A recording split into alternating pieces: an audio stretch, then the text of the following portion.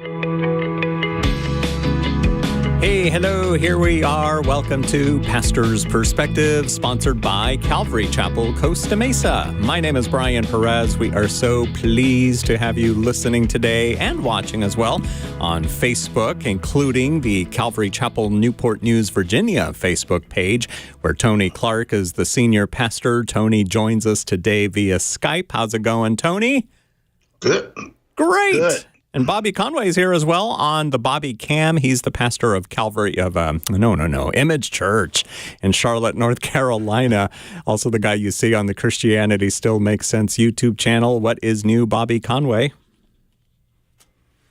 I guess not much.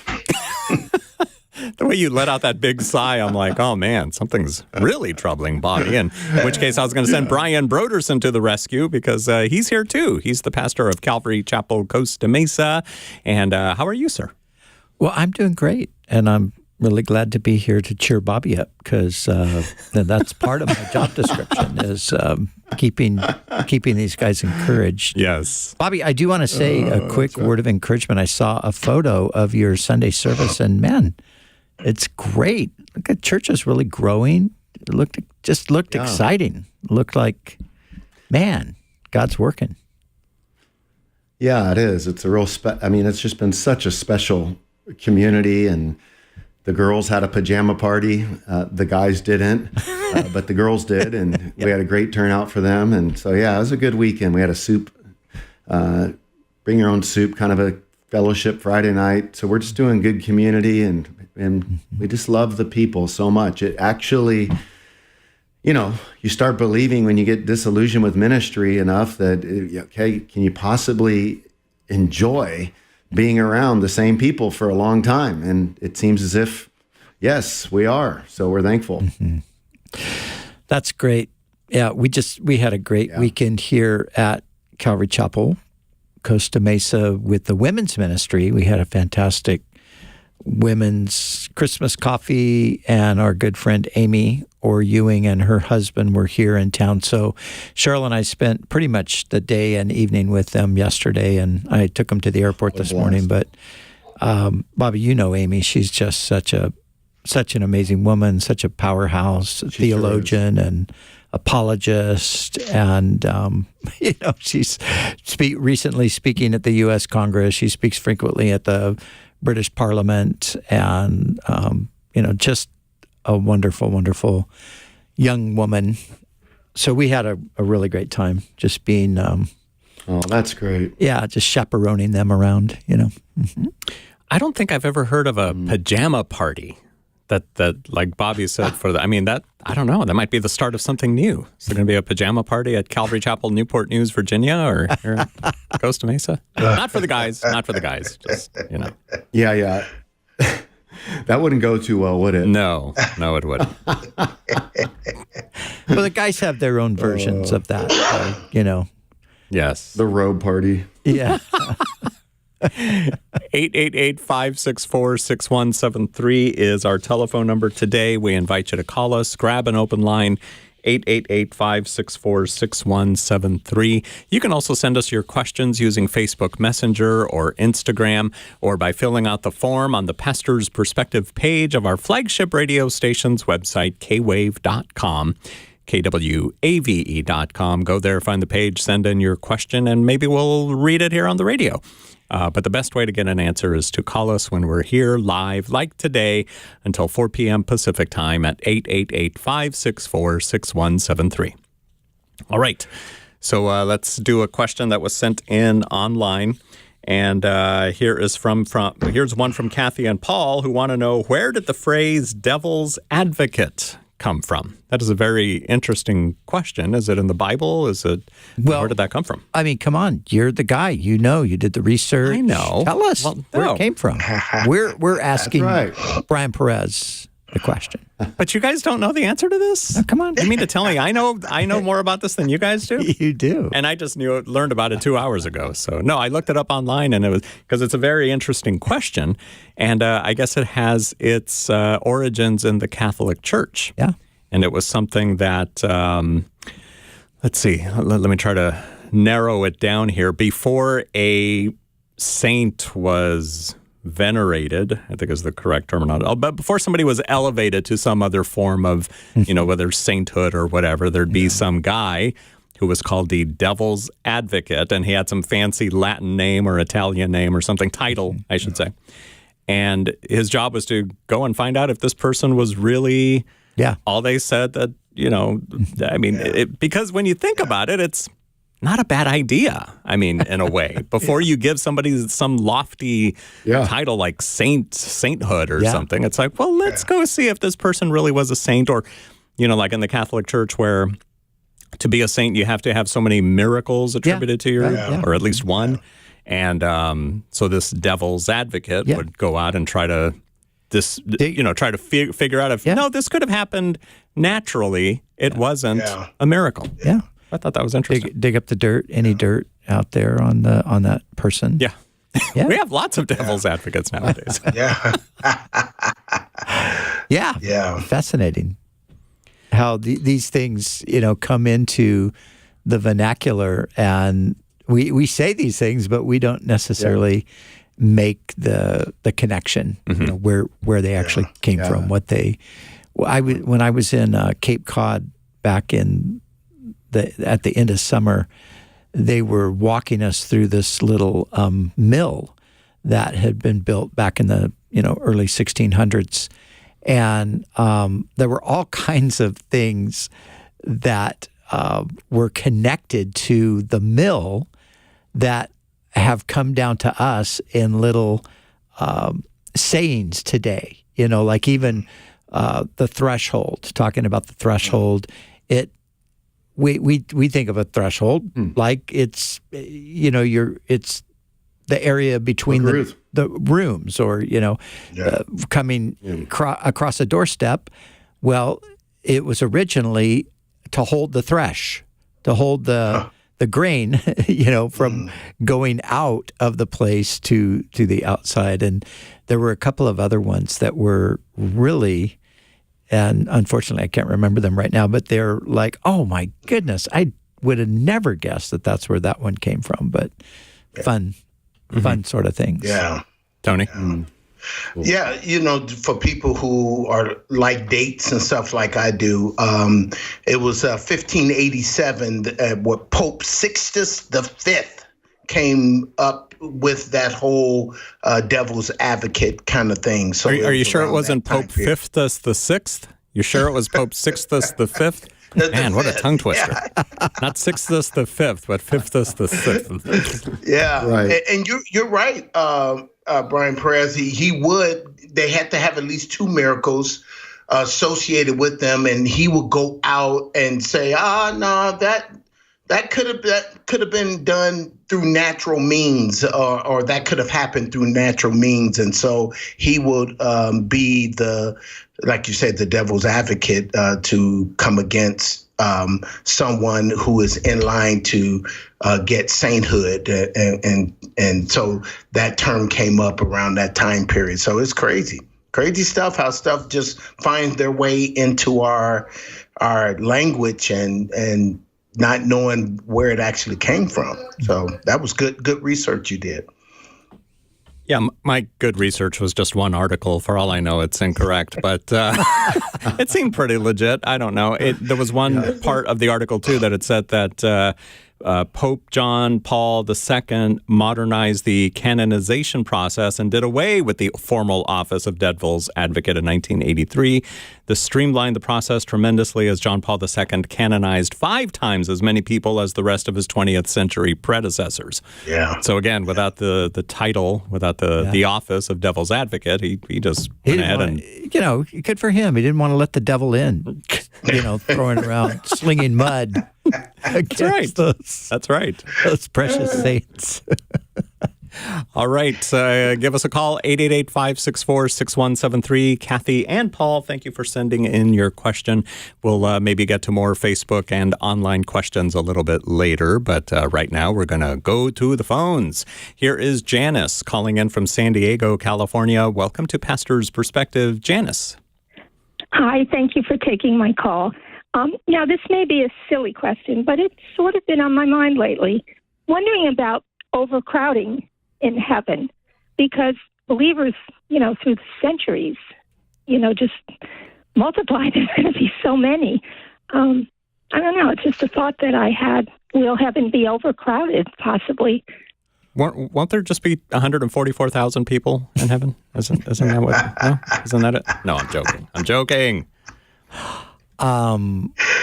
Well, I think if you probably an easy way to get over that, any kind of a sense of that, would just be to get a picture, say like from the Hubble telescope or something, and get a picture of the Earth situated in the heavens, and think about how minute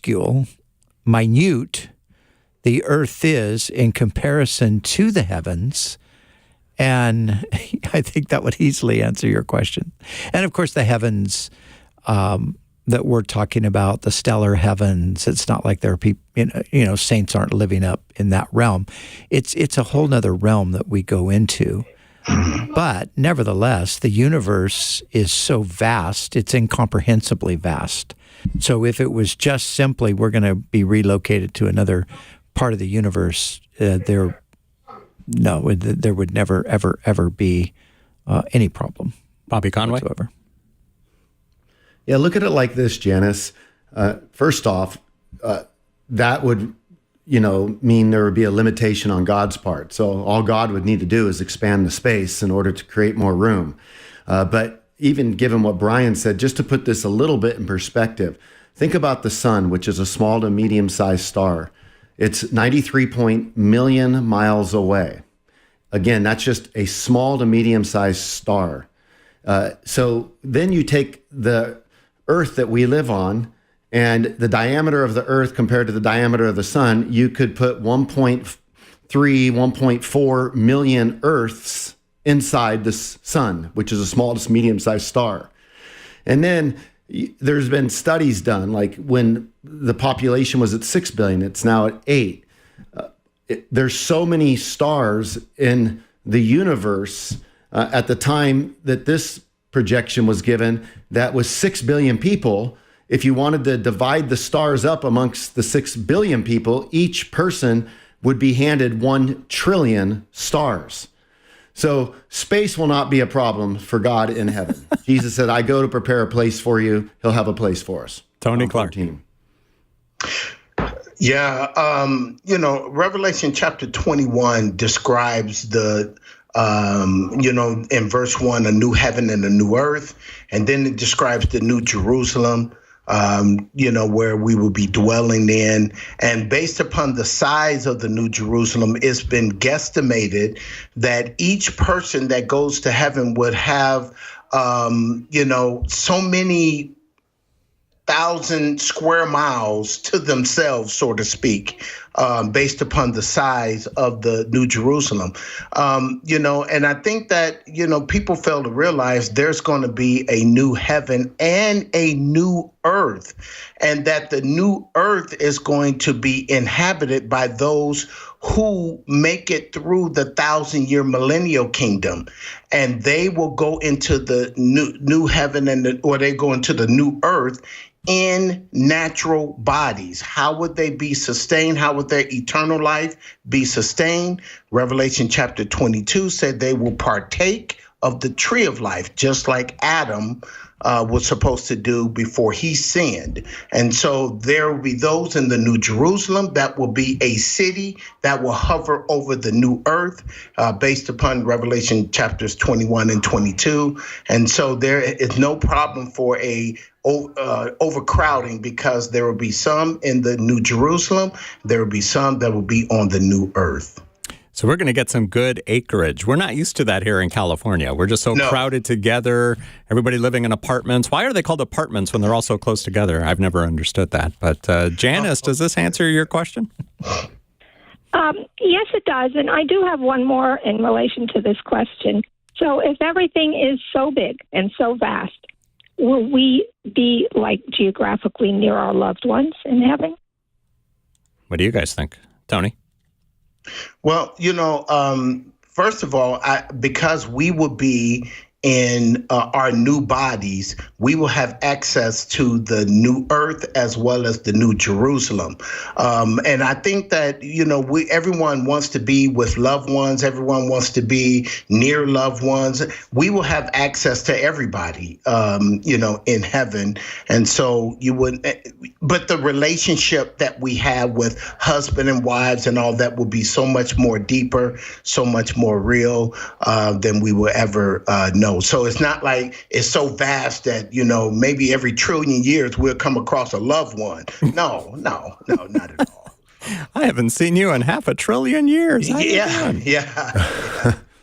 All right, Janice, thanks for calling us today on Pastor's Perspective at 888-564-6173. Phone lines open until 4 p.m. Pacific time on this Tuesday, the 5th of 6th or something like that. I don't know. Anyway, here's Shelley in Santa Ana, California. Welcome to the program. Hello, pastors. My question is, a friend of mine told me about a Bible study that's starting about Jesus' grandmothers. And through my growing up and experiences through the Bible, I've never really heard about that. So I'm wanting to know, what do you all think? But mainly, I'm just wanting to make sure that this is not some kind of religious Bible study. Wow. Just when you think you've heard it all. Bobby Conway, have you heard of Jesus' grandmothers? What is this all about? Yikes. Oh, well, I've heard of, Bathsheba, Ruth, Tamar, Rahab, some of these women that you can kind of look back to Jesus' family tree, and maybe that's what it means, not necessarily the direct grandmother, but those that would go back. And so maybe they're just being creative in the way, hey, we're going to look at the lives of Jesus' grandmothers, and maybe they're thinking about, some of those in the family tree. I don't know. That could be it, Brian. That is a good thought, Bobby. I think maybe you're right. I think maybe they're just kind of putting a little bit of a clever twist on Well, this is the same guy who came up with the pajama party idea, so of course he's going to come up with it. No. Well, I think that was Heather that came up. They both just come up with the idea. Yes. So, Shelley, this is Brian. Yeah. And what do you think about that? I think that sounds good. That is relevant. Yeah. I mean, obviously nobody knows who the actual immediate mother of Mary was.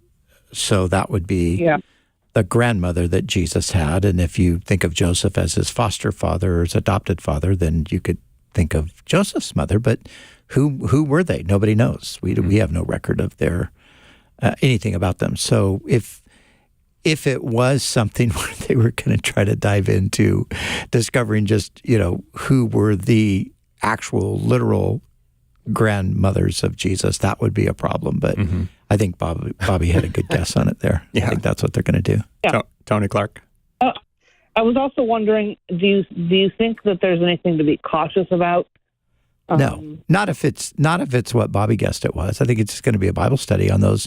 Matthew's gospel has those 4 women. Luke's genealogy, for example, doesn't have any women in it, but Matthew's gospel all of a sudden inserts Rahab and Ruth and Bathsheba. Yeah. And is that it? Is it just Tamar. 3 or is it 4? It's 4. Tamar. Tamar.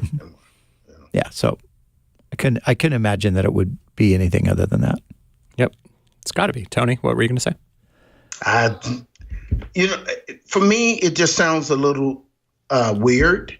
For me, immediately when I saw it, my red flags went up immediately. Yes, we all saw it on Facebook and YouTube. The reaction, the look on your face was classic Tony Clark. That's just weird to me. Out of all the stuff in the Bible to talk about, to try to emphasize Jesus's grandmothers, okay, and then if you find them out, what's the point? Okay, what's the purpose? Okay, yeah. If it's what Bobby said, we're going to study the 4 women in Matthew 4. Okay, that's fine. That's okay, but it just sounds just odd to me because there's a lot of odd stuff out there, and it just sounded odd. Well, thus the title. It's like, hey, that sounds weird. I better go check that out. It's a promotional marketing. Yeah, it's a marketing ploy or something. Bobby, any other thoughts or? No, that's good. Yeah, thanks. All right, Shelley, thank you for calling us today here on Pastor's Perspective. And now we'll talk to Bernie in Yucaipa, who says, I love Tony Clark. Hi there, Bernie. Welcome to the program. Yeah, thank you for taking my call. I've been listening for 35 years. Wow. Way back when Chuck Smith was, and Don Stewart. That's a long time. I want to give a compliment first, then the question. The compliment is to Tony Clark. I know you called Bobby the great doctor, but Tony, you are the great shepherd with a lot of wisdom. And I enjoy God bless you. Every Tuesday. And I don't think of tacos. God bless you. Yeah. Awesome. Me in the same sentence with tacos, that's a good thing, though. Oh, yeah, that's true. TNT, yeah. But anyway, the question, my sister-in-law, she lives back east, and she's into this new thing, reflexology, which is, I heard it's okay. It's pressure points behind the ears, the hands, and the feet. But there's another thing that she mentioned, and I never heard of it. It's called Tokay. Tokay, and I asked Alexa about Tokay, and they say it's a energy healing from Japan. And I wanted to know if you guys ever heard of anything, and what's the story on this? Is it, she shouldn't be going there? I don't know if she knows the Lord or not. So is it Reiki? Is that what you're asking about? I thought it was instead of reggae music, it's I thought it was Tokay, but maybe I'm saying it wrong. No, I don't know. I'm not up on all the latest energy healing. Reiki is a Japanese form of energy healing. So I think that's probably what it is. That's it. You're right, Brian. And of course, we would think that this is not a good thing. There would be some mystical Eastern philosophical ideas and so forth behind it. So, and I would personally doubt that there's actually any real healing taking place there. But I think these are the kinds of things that, as Christians, we want to not engage with. Okay, Bernie, thank you for calling us today. And if you guys have questions about Reiki, don't lose our number. It's 888-564-6173. That was bad.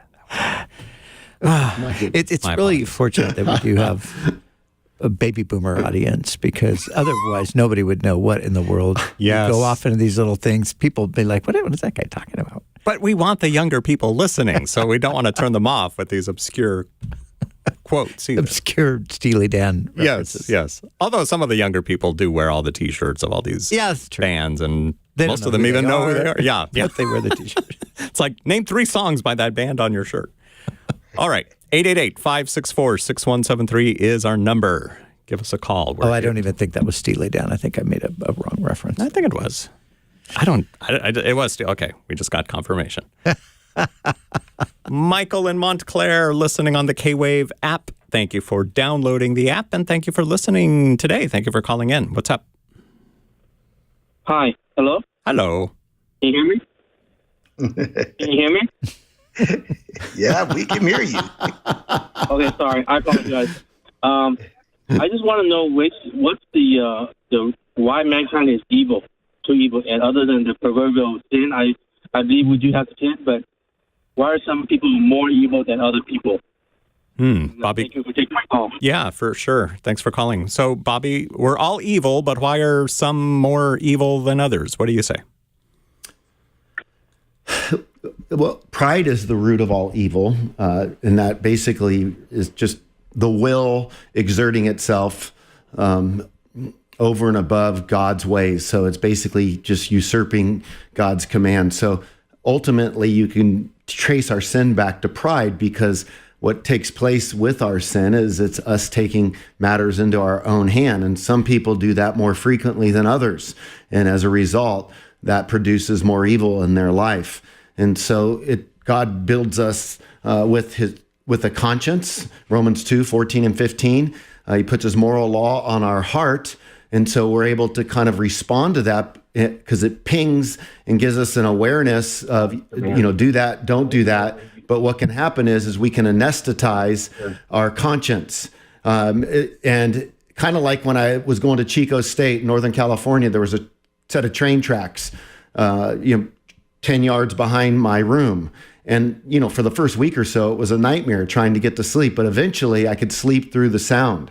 Similarly, that's what happens. I think about taking my son's friend home when he was younger, and the smell of a skunk just infused the vehicle we were driving in. And I remember the young man saying, I like the smell of skunks. I used to hate the smell of skunks, but I've smelt them so much that now I like the smell of them. And, there's something about evil that works that way where, things that we, didn't think, that we didn't think we could ever do, we just start inching our way toward it. And then before you know it, we're rationalizing it. It's like the person who went to the psychologist and, was struggling with guilt. And, the psychologist said, do you want me to give you, do you want me to help you to deal with your guilt? Like, you want to get rid of it? No, I just want you to give me a pill so I don't have to feel it. In other words, I want to keep doing the same action. I just don't want the guilt that comes along with it. All that to say, when we think about our human heart, we have to keep it tenderized to the Lord. We have to keep our conscience tenderized to the Lord. Otherwise, it'll grow dark. And that's why you have people who are more evil than others. But the funny thing about it is people don't tend to call their evil evil. Like take Machiavelli in The Prince. Holding on to power is the most important thing. And we can see in our culture right now, or think of the Lord of the Rings, how power corrupts, how evil gets just so dark. And, in Machiavelli's The Prince, he gives advice to the leader saying, hey, check this out.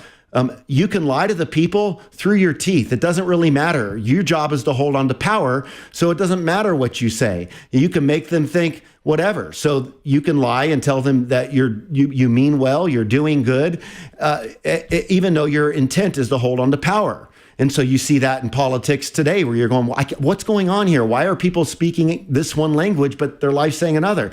Well, they're just telling you what you want to hear so that they can hold on to their power because evil lurks in their heart. And so we can understand the different shades and the different ways evil works.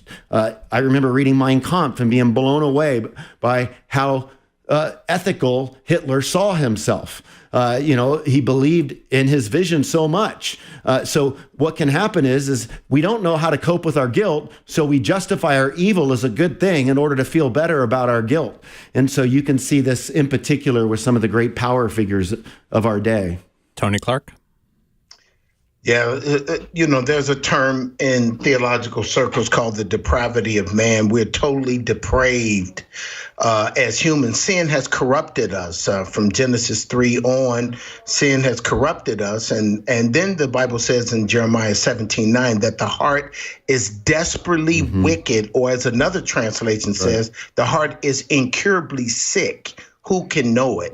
And so, just like the great doctor said about we can take our conscience and we can sear it, like you leave an iron on a piece of fabric and you pull it out and that fabric is damaged in that area, and we can do our conscience like that. And so there's more I can say, but the music is going on in the background. Yes, that evil music is on, so now we have to take a break. But we'll be back with more questions. Your questions, 888-564-6173 is the number. Michael's question, everyone's evil, but why are some people more evil than others? We'll hear what else Tony has to say, and we'll find out about Brian Broderson, too. I mean, we'll find out what Brian has to say. That didn't come out right in light of the topic of the conversation here. 888-564-6173 is our number. Give us a call. We've got 30 minutes left. 888-564-6173.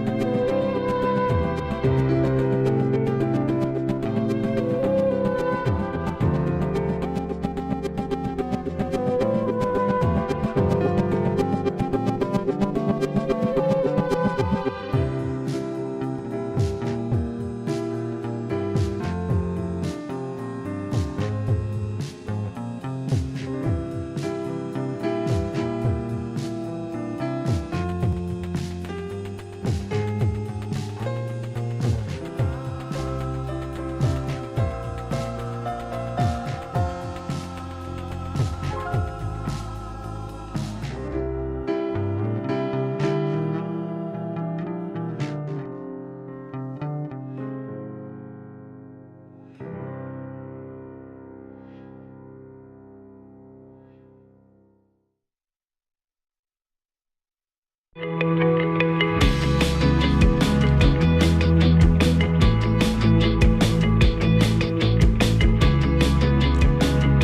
we continue? We shall. This is Pastor's Perspective. I'm Brian Perez. We've got about 25 minutes left on the program, and we would love to chat with you at 888-564-6173. Brian Broderson, Bobby Conway, and Tony Clark are here to answer your questions. Again, the number is 888-564-6173.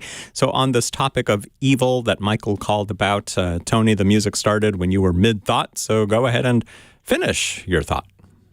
Yeah, I'm just going to say, conscious, the great doctor mentioned something about the conscious. The conscious comes from a Latin word. It's a combo Latin word, con, which means with, and science, which means knowledge. So we sin with the knowledge that something is right or wrong. And so we can shut that voice up to the point where that voice doesn't convict us in that area anymore. And that's when the Bible talks about our conscience being seared with a hot iron. So there are people who have shut the voice of conscience up to the point where they can just do some heinous, diabolical things. And there are others who have not shut the voice of the conscience up, and they won't cross certain lines or so. And this is why some people seem to do some diabolical things, some very heinous acts, and others don't. Pastor Brian. Yes. Well, these guys, of course, gave great answers, but I just wanted to refer us to Ephesians chapter 4, and I think here Paul really does kind of hit the nail on the head in answering this question. He's speaking to believers, of course, and he's telling them not to behave the way the rest of the unbelievers behave and the way they used to behave. Mm-hmm. And he refers to them as their thinking is futile. He says in 4:18, they are darkened in their understanding and separated from the life of God because of the ignorance that is in them due to the hardening of their heart. And then verse 19 is really kind of nails it. Having lost all sensitivity. Tony was talking about conscience seared. This is it right here. Having lost all sensitivity, they have given themselves over to sensuality so as to indulge in every kind of evil, and they are full of greed. So it's a process. People, like Bobby said originally, people begin to disobey. They begin to resist God, and their heart hardens each time they do that. And then they begin to delve into darker and darker things. And some people go unchecked until they're so hardened in their hearts. I mean, I think today, you look around today and there are some horrific evils happening in society. And there are all kinds of people who just can't see it as evil. Oh, that's not evil. I mean, you guys probably heard today, they've got the presidents of Harvard, MIT, and Penn State, and they're before Congress. They're having to answer questions on these so-called pro-Palestinian protests that are going on campus, where these students on campus are calling for Jewish genocide. They're calling for, the Jewish people. They're promoting, they're applauding Hitler, all kinds of crazy things. And so they're asking these presidents of these universities about this, and is this wrong? I mean, what are you doing? How are you allowing this? None of them could say it was actually wrong. Wow. So, if you misgendered somebody on campus, those three presidents would make sure you were either put through some kind of counseling, or you were expelled from school, or you were cast into prison. Yeah. But if you want to murder a whole people group, we don't. We can't really say whether that's right or wrong. That's kind of a hardness and a blindness that we're talking about, where sin can lead you to. And then the next step, we all, if we know anything about the things that happened with the Nazis, and the German people were complicit because, of course, they allowed so much of this to go on. But prior to this, nobody would have ever imagined that a people as well-educated, as highly cultured, as, just kind of living in the peak of what civilization would have been at the time, could have done the utterly atrocious things that the Nazis did and that the German people, many of them were complicit in. But they did it. Bobby. And they'll do it again. And we just saw on October 7th, we saw Hamas do it and gleefully do it. And now we have people looking on and saying, well, it's resistance. It's all fair in love and war, basically. There's nothing wrong with what they did. That's scary. Bobby? Yeah. It's really scary. I mean, you think about James Carville calling Mike Johnson and saying, he's worse than Hamas, more dangerous than Hamas. And you're thinking, what a guy that's going to promote being faithful to a spouse.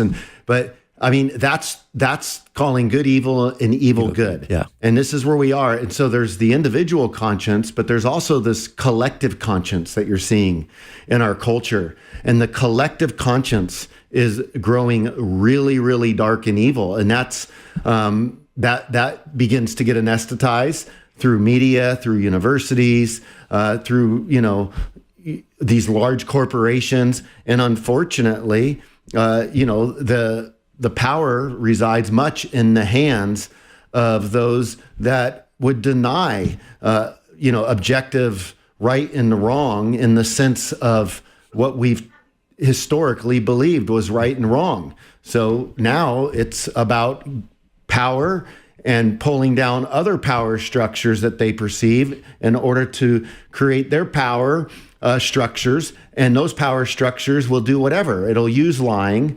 It'll make obsessions out of sexuality. And so again, it's just we are calling evil good and good evil. And it's ironic because this makes sharing the gospel really difficult. When you try to go out and share the gospel and talk about getting rescued from sin, well, now it's the church that needs to be rescued. It's Mike Johnson that's evil.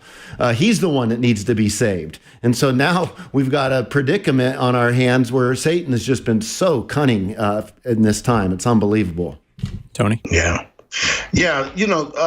Satan has been running amok with not only anti-Semitism, but with the extermination of the Jewish people ever since Genesis 3:15, when he was told the seed of the woman was going to crush his head.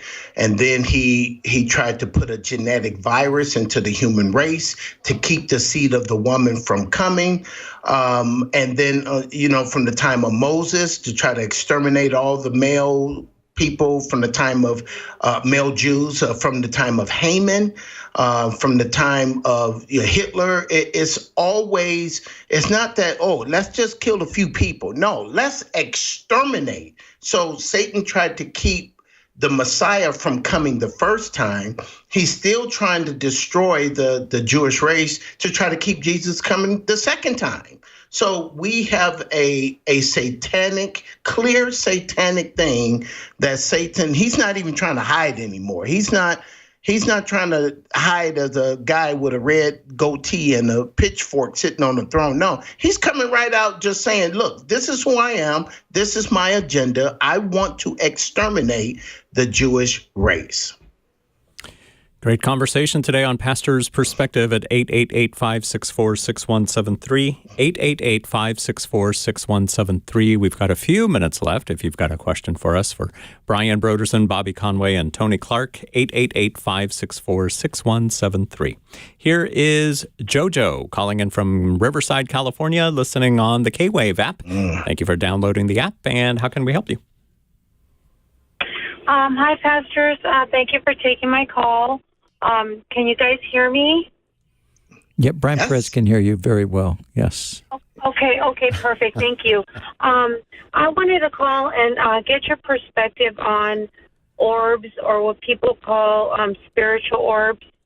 I had never heard of it before. My husband mentioned it to me about a week ago.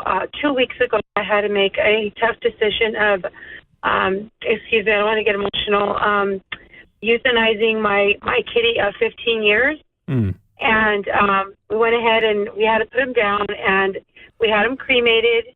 And 5 days later, 6 days later, I had to go pick up his ashes. And so we went ahead, we picked up his ashes, brought him home. Mind you, I've been crying every day throughout the day excessively. And later on that evening, it started to get dark. And typically, I won't look on my Ring cameras to see if the house is super dark, because I typically will go and just turn lights on.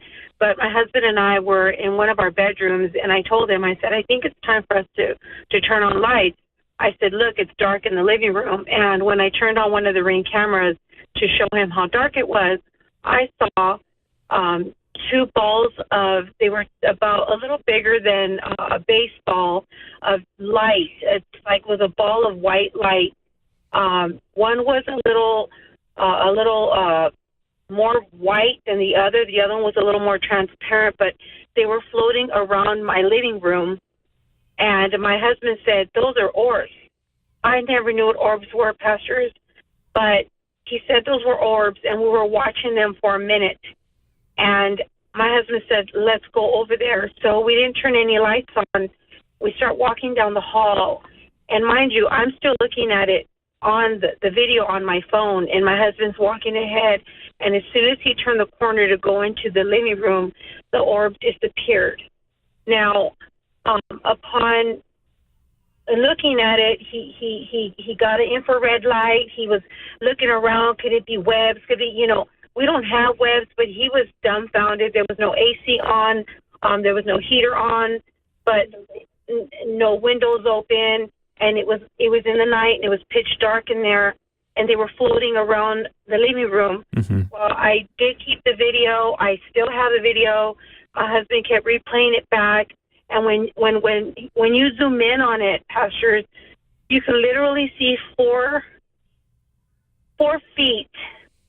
little feet of something running around the ground with the orbs attached to it. Now, mind you, it was a big orb, and the light got smaller and smaller and smaller as it got down to the bottom of the ground.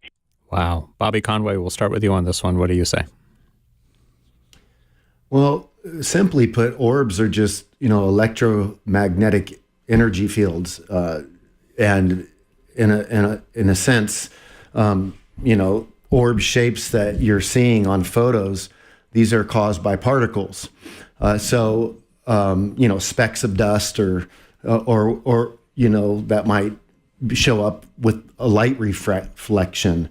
So I wouldn't read too much into that. That's not to say that there can't be things sometimes that God can use to comfort us.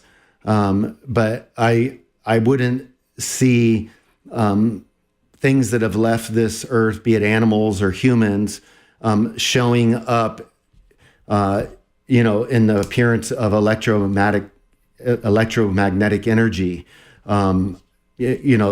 That can be accounted for as particles. So all that to say, could that be a sense of comfort that God can use in our lives at times, that he's with us, perhaps, but we want to be careful that we don't go build out a theology on this, because in the Bible, we're not going to see that. Like, for example, when we pass away, to be absent from the bodies, to be present with the Lord, not in the electromagnetic energy field, appearing as, an object or what have you. So that gets tough, because when we experience or see something that is powerful to us, then we have to think, okay, well, is that going to become the voice that I listen to more than what we can see in God's word? And we would have a really hard time building out a doctrine for that. And scientifically, now New Agers would have no problem. They would see orbs as angels and everything else. But I would say I do think there's a scientific explanation for that. Tony? Yeah, I'm real careful about stuff like this. And because what takes it from the particles and the light is that she said that she saw 4 little feet. And so there's some connection between the death of her precious kitty and this orb with 4 little feet. And I think that's the connection she's trying to make. And I just don't, dealing with the paranormal and all that kind of stuff and knowing how active the spiritual realm is, I'm just real careful about diving into that. And just like the great doctor said, making too much of that sort of thing. Could it be some emotion behind the precious cat being gone and seeing little feet? I don't know. I wouldn't put any stock in it. I wouldn't be saving videos, and I just wouldn't. Not at all. I go around my house praying God's presence and all that kind of stuff. I just don't fool with that kind of stuff. Jojo, thank you for your phone call today on Pastor's Perspective at 888-564-6173. Let's go to Murrieta now. Here is Aaliyah. You are on with Brian Broderson, Bobby Conway, and Tony Clark. Hi, Aaliyah. Hi. What's your question for us today? Go ahead. I was just wondering when were dinosaurs created, like before or after Adam and Eve? Okay.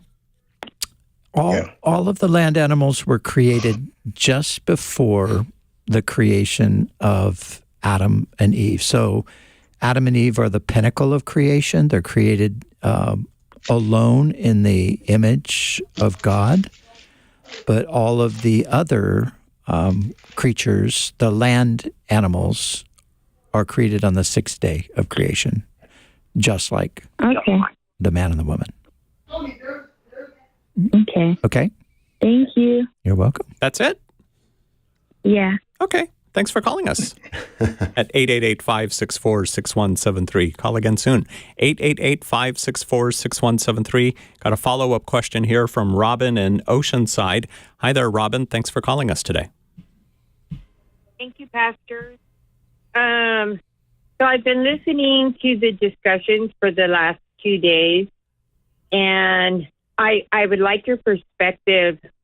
Yesterday, you had a man call in who was a Israel Jew, I believe, who believes in Jesus Christ, and he was asking about citizenship in Israel. And you, and correct me if I'm wrong, had stated that if you believe in Jesus Christ, you can't become a citizen of Israel. Is that correct? No, that's not correct. We said that in some cases that does become an obstacle for Jewish people to gain their citizenship. It's not impossible. May I ask? Yeah. Mm-hmm. May I ask why, though? Why is that? The reason why I'm asking is because it sounded like you couldn't become a citizen if you were a Jew who believed in Jesus Christ, but these are God's chosen people. And so how does that work if you can't be, So that's what I need an explanation. And then I was listening to the discussion today about, So the way it works, of course, is the Israeli government and the vast majority of Israelis, Jewish people living in Israel today, are unbelievers in the sense that they do not, many of them don't believe in God, period, but they do not believe that Jesus is the Messiah. And for them, in their mind, any Jew who believes Jesus is a Messiah is a traitor. and no longer Jewish. And they also know that people who believe in Jesus have a conviction about sharing their faith and spreading the gospel and seeing other people come to know the Lord. So for them to allow a person who believes in Jesus, who is Jewish, to become a citizen, it becomes a threat. And this threat is really more from the religious community than from the secular community, believe it or not. So the religious leaders in Israel today, they're the ones who work extra hard to try to prevent Jewish believers in Jesus from gaining their citizenship. I have friends who have been in that battle with the government, and in one case, after many years, finally succeeded. And I have another friend who went through the same process. It wasn't nearly as hostile as it was for the others. So it's not every case, but it can happen, and it frequently does happen. And as I was the one who was talking about this largely the other day, it really depends on who's in power governmentally. So the irony, here's the irony from our side of things. Generally here in Christians, we're for the right, not the left. So, but in Israel, and this is where you see there are extreme positions. So in Israel, you have extreme right, and it's the extreme right who oppose the citizenship for Jewish believers in Jesus. The left, they couldn't care less. It's like, yeah, come on in. Who cares? We don't care. It's not a big deal for them. So that's what I said, and hopefully that explains it a little bit better if you missed the first explanation. Yeah. Tony or Bobby, did you have anything to add? No, that was insightful, Brian. All right. Yeah. Robin? Hello? Did that answer your question? No, well, it did. Thank you very much. That's exactly what I heard, but then and forgive me for not being biblically experienced, but I am about your guys' age, and so as soon as and me and these guys are a lot older than me, though. We got Robin. Just want to be clear on that. But what I'm saying, what does that do for us in how we're supposed to defend God's people, Israel? Well, we're not called to defend God's people. I think we're just simply called to acknowledge that the Jewish people are historically the people of God. The Messiah came through them. Jesus is, in his human nature, he is a Jew. So we want to acknowledge that, and we want to honor that. But at the same time, we have to recognize that Israel, since the rejection of the Messiah, they have lived outside of their covenant relationship with God. They've been set aside, and God has done his work among the nations. Jewish people can come and be part of God's kingdom, but they come like everybody else. They come through the Messiah. They have no special access to God apart from him. So sometimes I think even as Christians and even as pastors, sometimes we can create a little bit of confusion by not sometimes clarifying what we mean. But when we say that they are the chosen people, historically they are the chosen people. God chose them in history. He will choose them again. But the present time, during the time of the church, he has set them aside. And so in a sense, they're not in the covenant relationship with him today that they previously were in, because they broke the covenant and they failed to enter into the new covenant.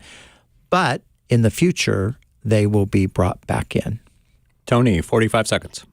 Yeah, Romans 11:5 said that there's a remnant that's going to be saved according to grace. And so even within their unbelief, God will save a remnant of the Jews. And then, like Pastor Brian said, Romans 11:25-27, there's going to be a day that all Israel will be saved. But as of right now, it sounds like jumbo shrimp or oxymoron. There are those who are Jews who are atheists, and then there are some who are religious. And the ones who are religious, like Pastor Brian said, these are the ones who are keeping the Messianic Jews from becoming citizens in fear that they will spread that Jesus to the rest of the Jewish people. Robin, thank you for your phone call today on Pastor's Perspective. We are out of time. If we didn't get to your call today, please call us back tomorrow. We're going to be here between 3 and 4 p.m. Pacific time, and we would love to chat with you then. For Brian Broderson, Tony Clark, and the much younger Bobby Conway, I'm Brian Perez. God bless you guys. Thanks for listening today. And Pastor's Perspective was sponsored by Calvary Chapel, Costa Mesa.